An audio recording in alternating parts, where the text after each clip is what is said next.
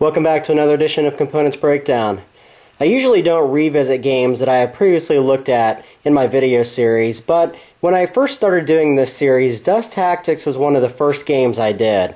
I was still learning the nuances of camera work and HD conversion, and I didn't get a full HD stream of this. In fact, I only got a 480 progressive stream, and it just didn't look as crisp as I wanted it to look for everybody that would be interested in the deluxe version of the game. This game is a fully painted, very limited series game, and I thought it was in the best interest to redo this so everyone could see it in full HD video. I've also gone out and worked with BattleFoam on making a insert for the game now, so if people are interested, I could try to get you in contact with BattleFoam and use the same type of insert, or you can design your own if you so wish. So with that, we're going to break open the box and see what comes inside. So now we've opened the box top. I'm not going to go through all the components in a lot of detail because I've already done that and shown you everything that shipped with it. I'll go through them briefly, and what I will do is show you the insert that I made so anybody else can decide if this is something they'd be interested in from BattleFoam or not, and then I will actually break all the miniatures out and show you those in full HD. So the first thing are the player aid, and again I've gone through this already in my previous video. The rule book, the operations manual, which give you all the scenarios. There is a comic book that comes with the deluxe version by Image. There are 9 terrains, which are double-sided, which you use for your game board. And once I remove this, you see the actual BattleFoam itself. Now, I have designed this so it's just a little bit larger, and the reason for that is I didn't want to take the tanks apart every time that I put the game away, because I didn't want the joints and the holes and the insertion points on these becoming loose over time. So I've left both of the German tanks fully together and just removed the turrets on both the American tanks. That's because the turrets don't actually attach. They're just free floating on the top. I've also put an area over here for the cover. And over here you see all the actual figures. Now I didn't make them too tight in here because I do lay this box down flat. And I wanted enough room where I could just grab them and put them right back. So once you lift this out, you get into the bottom components. And we have the soft terrain covers right here. You have all of your battle dice. You have all of your game cards with the stats for all the characters. And you have all of your other building tokens, or your building cover, with the rubble on one side and the buildings on the top. So that is the insert from BattleFoam. And again, if anyone's interested, I can try to get you the layout for this so you can order your own. And with that, let's break out all the miniatures again and shoot them one more time in full HD. So now we have all the miniatures set up. They're all grouped within their individual squads. We're going to go through them each one more time and show you in a little better clarity what they all look like from the deluxe edition, which means they all did come pre-painted. We'll start over here on the American side, and we'll start off with the squads first. The first one being the gunners. This is your heavy infantry squad on the American side. And I'm going to spin at least one of the miniatures around in each individual squad so you can get an idea of what they look like. Now, the differentiating marks between all the squads is difficult first because on the bottoms they don't have any numbers. They just say Dust Tactics. But the usual way you can pick them apart, especially in the deluxe edition, is by the helmets that they wear. For instance, these are all a frost white helmet with goggles. And that's how usually you're going to be able to group them. Now some of them are a little bit off, such as the Recon boys here from the American side. Now you have a couple green helmets and you have a couple that are camouflaged. I played the game enough to know now which ones belong with which, and I group them of course when I'm done playing, so it's easier to figure out which ones go with which. Again, you can see the quality of the paint job on this. They're really well done. And moving over, we'll go to the barbecue squad, and they get their name from, of course, the flamethrower that they have on their side. And I'm going to try to get this as best I can. Again, no promises. There we go. Just a matter of time.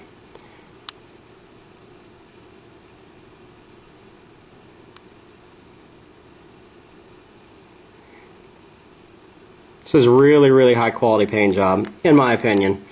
Last thing we'll do is a leader before we get to all the tanks. We'll do the tanks last again. This is Bazooka Joe. He is the leader for the Allied side.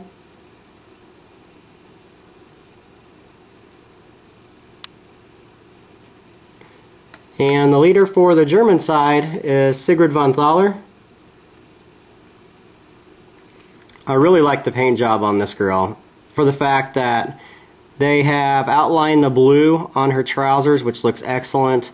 Her laser has the blue glow on it, and she has a matte finish on her clothes, but yet a gloss finish on her boots, and it just looks excellent. Next we'll move over to the Axis side and their squads, and they have their own recon group called the Recon Grenadiers. And these guys are differentiated by the gas masks that they wear. So they're fairly easy to tell apart from the others.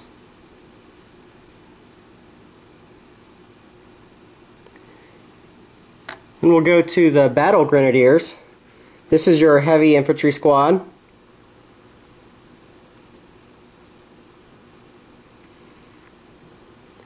And see if I can zoom in on him. Again, I apologize for the camera work. I am not a professional cameraman. There we go. You're going to notice on a lot of these figures there's a lot of battle damage that's done on all of the equipment and the weapons, which makes it give that worn look as it's been used in battle, which I really like. And this is the Laser Grenadiers, and these guys are the bad boys. They're extremely difficult to deal with.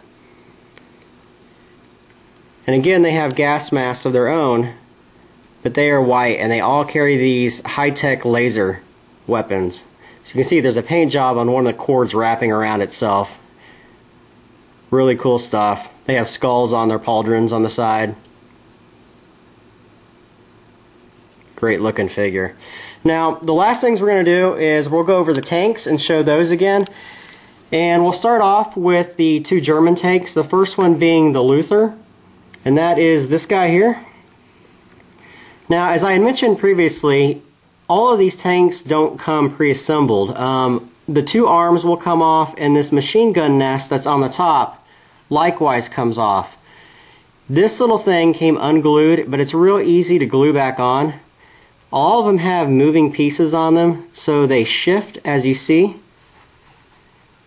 But again, there's a lot of battle damage on here, but it looks excellent. Really looks good.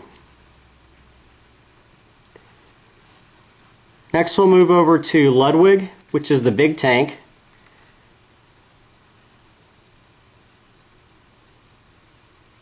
Again, he can lean forward and backwards. There's some movement in there in his legs.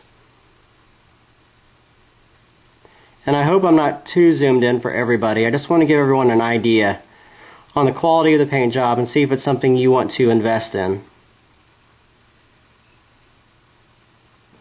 Alright, we'll go over to the American side. The first one is Hot Dog. And these turrets are not pre-attached. They just sit right on there, which isn't a problem at all. Now these turrets will move up and down. The focus will move up and down. Your machine gun nest will move up and down on them.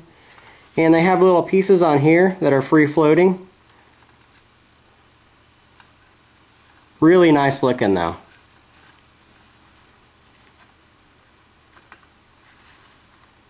And I haven't got it all the way in there, so it's kind of floating around on top, but that's alright.